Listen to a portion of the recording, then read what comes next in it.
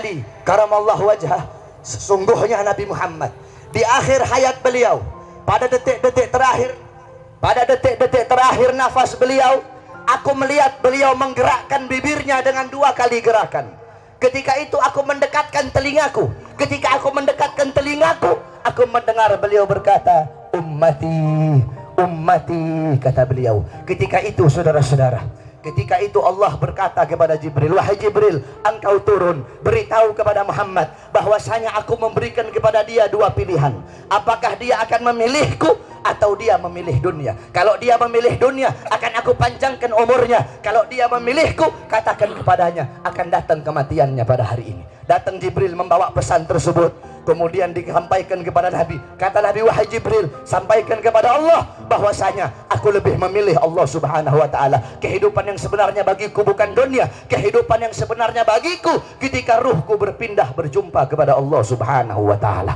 Akhirnya saudara-saudara, datanglah Israel. Datang Israel untuk mencabut nyawa Nabi Muhammad SAW. Ketika itu Nabi Muhammad SAW terbaring di rumah Sayyidatuna Aisyah di atas kasurnya. Ketika itu datang Israel. Israel pun izin untuk mencabut nyawa Nabi Muhammad. Apa kata Rasulullah SAW? Ketika itu ditemani oleh Jibril. Ya Khalili Jibril, wahai kekasihku Jibril, aku belum puas meninggalkan umatku kalau belum diberikan jaminan oleh Allah subhanahu wa ta'ala. Pergi Jibril menemui Allah subhanahu wa ta'ala. Fa'ahallahu ta'ala ala Jibril, basyirhu ya Jibril, innahu awwalu nasin khariju minal ardi idha bu'isu wa sayyiduhum idha jami'u, fabasyirhu innal jannah muharramatun alal umam qabla an tadkhuluha ummatuh.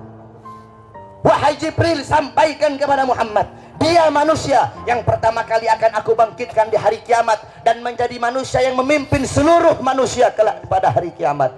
Dan sampaikan kepadanya jaminan dariku bahwasanya sorga aku haramkan untuk dimasuki oleh siapapun sebelum sorga dimasuki oleh umatnya. Ini jaminan dariku wahai Jibril. Nabi Muhammad pada saat detik-detik terakhir nafasnya tidak memikirkan diri beliau, keluarga beliau, anak cucu beliau. Yang beliau pikirkan kalian sebagai umat, saudara-saudara. Apakah cukup sampai di situ? Tidak, tidak cukup sampai di situ. Dicabut nyawanya Nabi. Dicabut nyawanya Nabi. Ketika dicabut nyawa Nabi Muhammad, Nabi mendesah. Ketika dicabut nyawa, Nabi berlirih. Ah, kata Nabi. Dicabut lagi nyawa Nabi. Nabi berkata, ah. Di samping Nabi Muhammad ada sebuah cawan berisi air. Beliau letakkan tangan kanan beliau, beliau usapkan keringat, peluh-peluh keringat-keringat yang keluar di wajah beliau.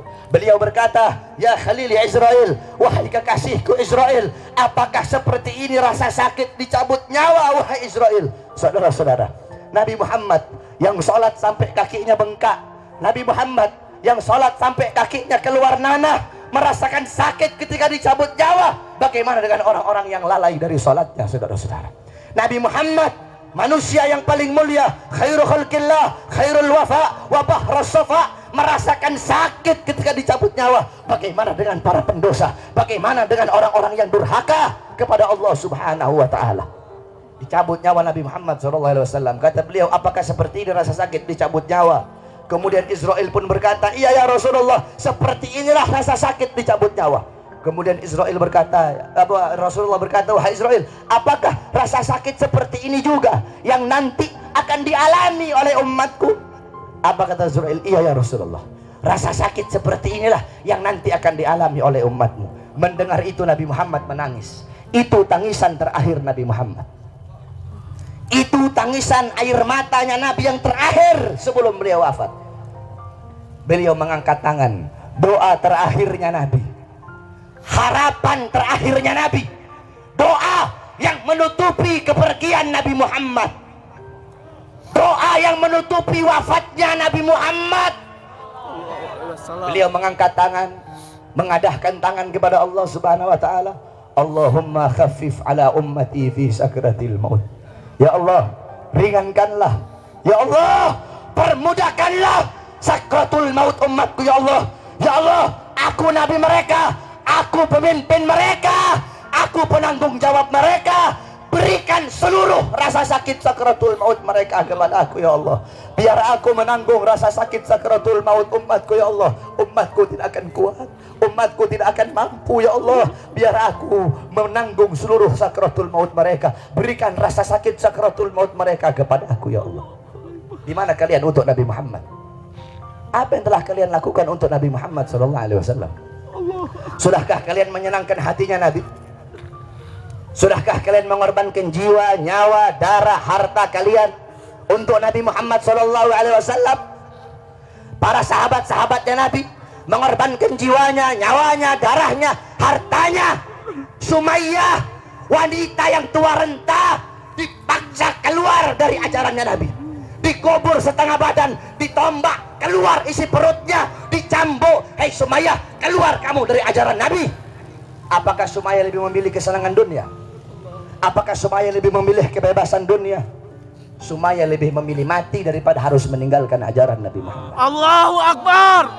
Bilal ibn Rabah dikasih batu yang besar, dicambuk, dipaksa keluar, dipaksa meninggalkan Nabi, meninggalkan syariat Nabi, meninggalkan Al-Qur'annya Nabi. Apakah Bilal lebih memilih kesenangan dunia? Apakah Bilal lebih memilih kebebasan dunia? Apa kata Bilal? Walaupun tubuhku dipotong-potong menjadi bagian-bagian yang kecil untuk menghentikan kecintaanku kepada Nabi, dengan dipotong-potong tidak akan berhenti kecintaanku, malah dengan dipotong-potong hanya akan menambahkan kecintaanku kepada baginda Nabi besar. Allahu Akbar. Setelah Nabi Muhammad SAW wafat, para sahabat itu tidak ada gairah hidup, saudara-saudara. Ada seorang wanita yang dimana galat li Aisyah, ya Aisyah, ikshif li gabrin Nabi. Wahai Aisyah, hingkapkan, bukakan bagiku kuburnya Nabi. Dibuka kuburnya Nabi, masuk ini perempuan di depan kuburnya Nabi. Fabakat hatta matat. Itu wanita menangis depan kuburnya Nabi sampai dia mati saat